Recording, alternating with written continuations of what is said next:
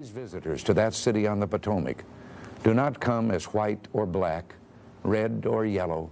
They are not Jews or Christians, conservatives or liberals, or Democrats or Republicans. They're Americans, awed by what has gone before, proud of what for them is still a shining city on a hill. And that final statement right there, it's stuck around all throughout his time in office and beyond. Yeah, it did, Rob. As a matter of fact, he used the phrase shining city on a hill in his farewell address in January of 1989. I remember very well that I worked on that election. I remember the election night, and that speech was broadcast on all three networks. We bought time on the Reagan campaign, bought time on all three networks, and it was one of his finest speeches, although it's often overlooked. Yeah, let's face it, Reagan gave a lot of good speeches, and it wasn't just how he delivered them; it's what he said. And you know, it was the election was historic.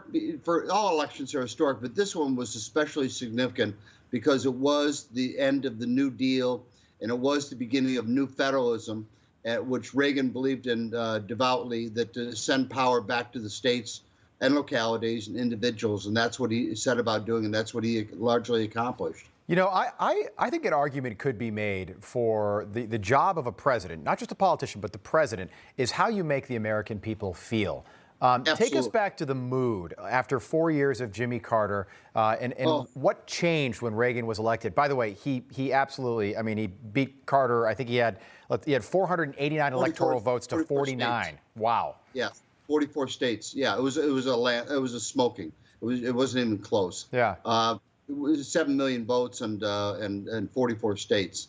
And there are other states he came close in too. The states that he lost, he was very, very close to Carter. Georgia, West Virginia, yeah, he was really close. Yeah, exactly. Yeah, Rob, I remember the night that Carter gave the Malay speech in the summer of 1979, and watching it, and for the first time in my life, feeling scared for my country.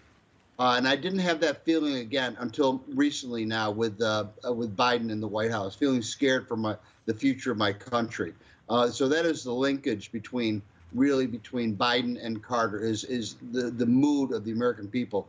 That, you know, it came out this morning, something like 75% of the American people say America's on the wrong track. That was true in 1979, 1978, 1977.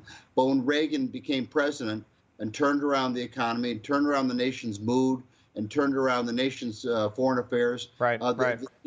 We're on the right track. All the polling showed it. We were on the right track. So we had hugely consequential elections, an off-year cycle. The election was on Tuesday. You were there with Reagan in the early days. You were there in 1980. Do you see any similarities between then and now? And by the way, I think it's so fascinating. The first senator to endorse Jimmy Carter in '76 was Joe Biden. Which is just a funny coincidence. Yeah, I didn't know that, but that's what linkage between the two. Just couples them even closer. I can't describe the mood of the country, how bad it was under Jimmy Carter. We didn't feel good about ourselves. We were not productive as Americans. Inflation was killing us. High interest rates were killing us. The Soviets were on the march around the globe. They were in Nicaragua, they were in Cuba, they were all through Africa, they were through the Far East. They were winning the Cold War. We were losing the Cold War.